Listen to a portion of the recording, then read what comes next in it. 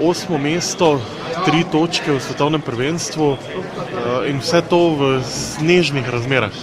Ja, pogoji so bili kar dosti zahtevni, predvsem tamle gor, ko smo poleteli v eno tako snežno nevihto, ampak hvala Bogu, prizorišče je ostalo čisto, tako da je letenje bilo v progi, je bilo praktično nedotaknjeno, kaj se tega tiče, nekaj je bilo vetra, vendar je bilo še kar v redu. Jaz sem pričakoval več turbulence, malo več zanosa in sem bil z letenjem kar zadovoljen, ker je šlo dosti tekoča cela zadeva in tudi na pristanku ni bilo nekih težav, kljub temu, da smo prestajali s hrbtnim vetrom.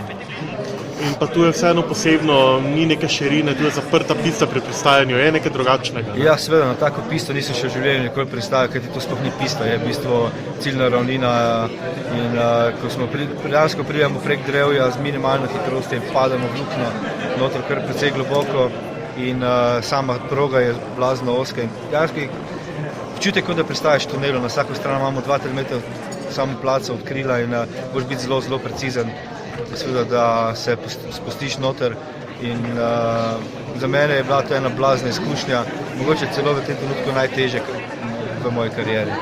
Zdaj, tukaj smo slišali na novinarski konferenci, da je velika razlika, bom rekel, dvodimenzionalno letenje nad vodo in pa tukaj v hribih, ko so vrata postavljena različno visoko. Na te razmere se je tudi treba navaditi, ne? Sigurno, tale proga tule v Špilbergu je ravno posebnost v tem, da je med enimi vrati in med drugimi vrati 65 metrov višinske razlike. Potem vmes so vrata, katera grejo še celo globše noter in ni samo letenje v bistvu po idealni liniji med piloni, ampak moraš še spremljati to višinsko elevacijo in vse to skupaj dela seveda bistveno bolj zanimivo progo za gledalce, za televizijo, za nas pa seveda bistveno bolj težko delo, kot je recimo letenje bilo v Abu Dhabiju nad popolnoma ravno vodno površino. Za tvojo uvrstitev med top 8 pilotov je vseeno in kljub vsemu znanju spremljalo tudi kanček sreče. Seveda, brez sreče ni nič, ne. Jaz sem vedel, da proti Juanu se boriti bo zelo težko. Tako kot sem ves čakal na njegovo napako, je on čakal tudi na mojo napako. In to je ravno čar koncepta dirke, kot ga imamo dvakrat v paru, hitrejši gre naprej. In seveda to daje potem možnost, rekel, ne tudi včasih najhitrejšemu, da napreduje.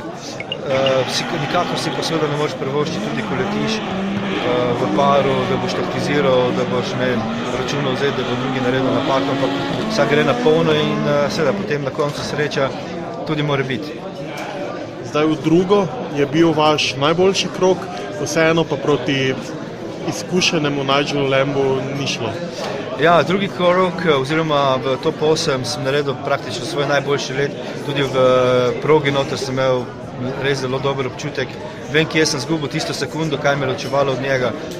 Seveda proti Nigelu Lambu, kateri leti to 9. sezono v Red Bull Race, meni je to druga dirka, se boriti je bilo praktično nemogoče, pa vendar po rezultatu vidimo, da nisem bil to stran, zelo stran od njega, mala ena napakica pa bi lahko bil tudi v Final Four. Naslednja dirka v Čibi je na sporedu čez dober mesec dni. Kaj lahko v tem času naredite na sebi, naredite na letalu? Nažalost, na letalu ne bomo mogli popolnoma nič delati, ker letalo se že razstavlja in jutri že gre na zbirno mesto in potem naprej proti Japonski. Prvi stik z letalom bo zopet tik pred dirko na Japonskem. To pomeni, da samo letalo bo tako, kakršno je. Seveda na sebi pa bo ogromno treninga še. Naj bo to fizična priprava, mentalna priprava, seveda tudi letenje bo precej ne na res letalo, ampak na akrobatskem, ki treba bo vzdrževati G-toleranco. Počitka praktično ni, kljub temu, da letalo ne bo doma, ogromno bo treba narediti na analizah leta, na pripravi za naprej. In letenje je, veš, pravim, tam 20-30% vsega, kaj bi se treba narediti sploh, da lahko letiš.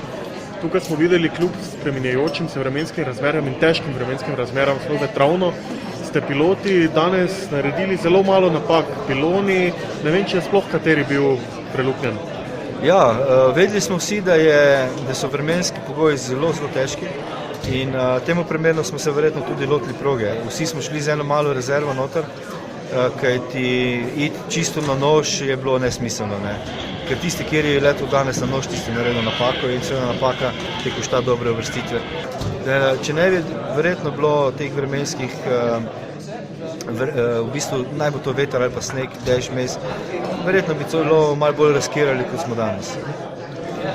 Tukaj je danes tudi veliko slovenskih navijačev, ste jih kaj opazili, ste videli kaj slovenskih zastav na Polatih? Vedno je lepo videti, ogromno naših navijačev je bilo, dosti naših zastav se je pojavilo. Seveda, pri 400 na uro, ki je dosti časa ni za opazovanje okolice, vendar, ko sem se pelil na linije za poletanje in pa potem, ko sem pristal, sem seveda vse te zastave opazil.